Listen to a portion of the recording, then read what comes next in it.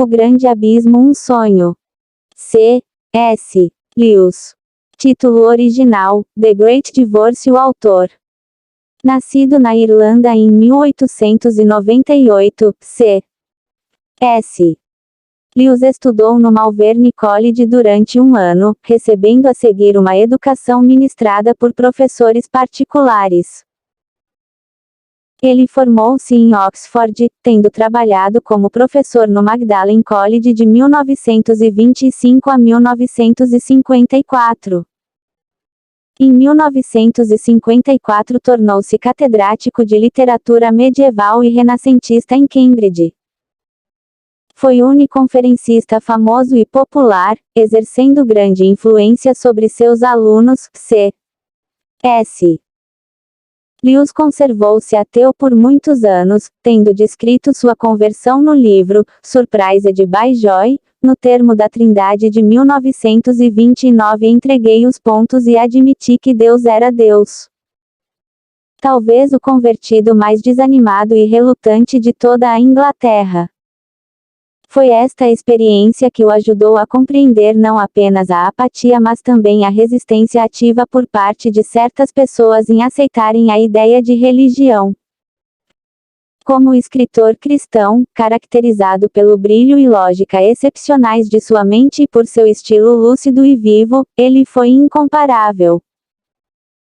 O Problema de Sofrimento, Cartas do Inferno, Cristianismo Autêntico, Os Quatro Amores e as Crônicas de Narnia são apenas alguns de seus trabalhos mais vendidos. Ele escreveu também livros excelentes para crianças e outros de ficção científica, além de muitas obras de crítica literária. Seus trabalhos são conhecidos por milhões de pessoas em todo o mundo através de traduções. C. S. Lewis morreu a 22 de novembro de 1963, em sua casa em Oxford, Inglaterra. Prefácio. O Sr. Blake escreveu o livro Casamento do Céu e Inferno. Se escrevi sobre o abismo entre os dois, isto não é porque me julgo um antagonista à altura de tão grande gênio, nem mesmo porque esteja absolutamente certo de ter entendido o que ele pretendia. Mas, num sentido ou outro, a tentativa de realizar essa união é perene.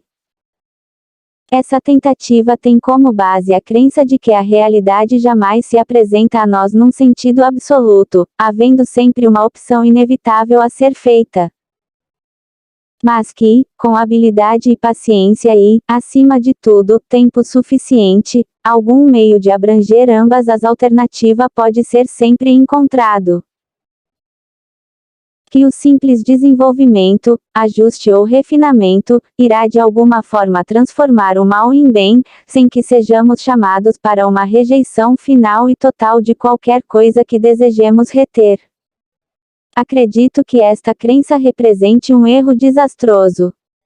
Não é possível levar conosco toda a nossa bagagem em todas as jornadas.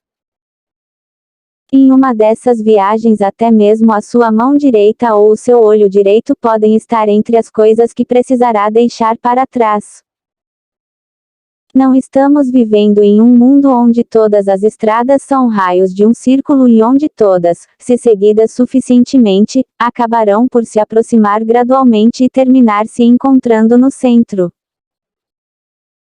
Pelo contrário, estamos num mundo em que cada estrada, depois de alguns quilômetros, se divide em duas, e cada uma destas mais uma vez em duas, e em cada encruzilhada você tem de tomar uma decisão. Mesmo no nível biológico, a vida não é como um rio, mas como uma árvore. Ela não se move na direção da unidade, mas se distancia dela e as criaturas se afastam cada vez mais das outras, à medida que se aperfeiçoam. O bem, quando amadurece, se mostra cada vez mais diferente, não só do mal, mas de qualquer outro bem. Não julgo que todos os que escolhem as estradas erradas perecem. Mas o seu resgate consiste em serem colocados de volta na estrada certa.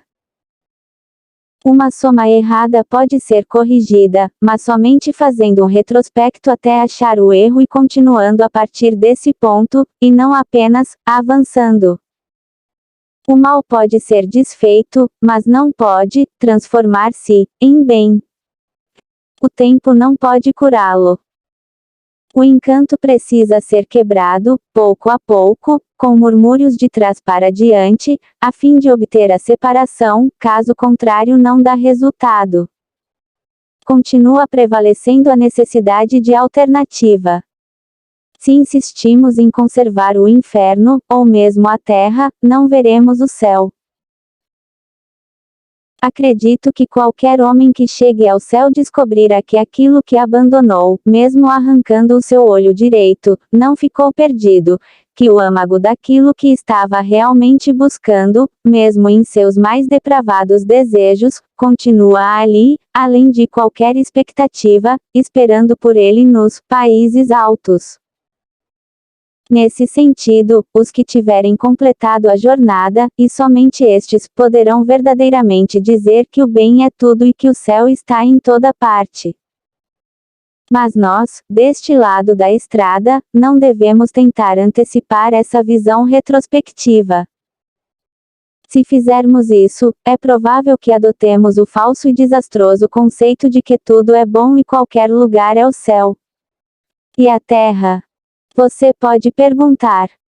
A Terra, penso eu, não irá ser considerada por ninguém, no final, como sendo um lugar muito definido. Penso que se for escolhida a Terra em vez do céu, ela irá mostrar ter sido, todo o tempo, apenas uma região no inferno, e a Terra, se colocada em sujeição ao céu, terá sido desde o início uma parte do próprio céu. Só quero dizer mais uma ou duas coisas sobre este livro. Primeiro, devo reconhecer minha dívida de gratidão a um escritor cujo nome esqueci. Li um artigo seu numa revista americana chamada Science Fiction, ficção científica. A qualidade do meu material celeste, que não se curva nem quebra, foi-me sugerida por ele, embora tivesse feito uso da fantasia para um propósito diferente e muito engenhoso. O seu herói viajou para o passado, e ali, muito adequadamente, encontrou pingos de chuva que o feriam como balas e sanduíches que não se podiam comer, porque, naturalmente, nada no passado pode ser alterado. Com menos originalidade, mas, espero, com igual propriedade, transferi esta ideia para a eternidade. Se o autor dessa história porventura ler estas linhas, peço que aceite minha gratidão. A segunda coisa é esta. Peço aos leitores que se lembrem tratar-se de uma fantasia. Ela tem naturalmente, ou foi essa a minha intenção, uma moral. Mas as condições além da morte não passam de uma suposição imaginaria, não são sequer um palpite ou uma especulação quanto ao que pode realmente aguardar-nos. A última coisa que desejo seria despertar curiosidade fatual quanto aos detalhes da vida após morte. C. S. Rios, abril, 1945.